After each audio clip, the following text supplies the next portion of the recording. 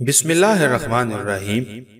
ایک انصاری عورت نے نبی کریم صلی اللہ علیہ وآلہ وسلم اور آپ صلی اللہ علیہ وآلہ وسلم کے صحابہ کرام رضی اللہ عنہما کی اپنے گھر کھانے کی دعوت کی، جو کھانا اس نے خود تیار کیا تھا۔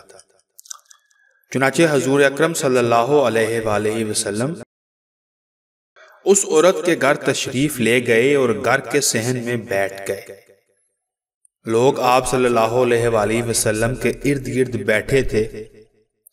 دیری اثنا نبی کریم صلی اللہ علیہ وآلہ وسلم نے فرمایا، ابھی تمہارے پاس ایک جنتی آدمی آئے گا۔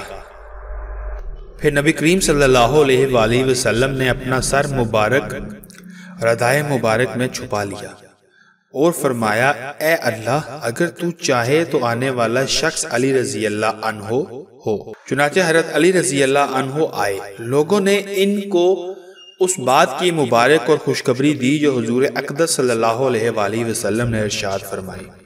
لوگ حضور اکرم صلی اللہ علیہ وآلہ وسلم کے ارد گرد بیٹھے تھے۔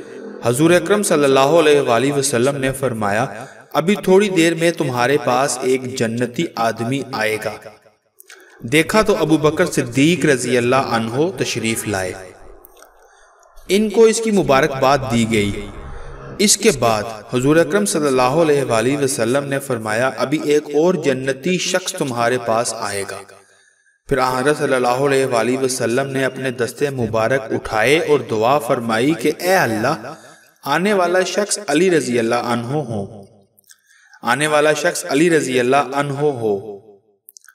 چنانچہ حضرت علی بن ابی طالب کرم اللہ وجہ الکریم تشریف لے آئے۔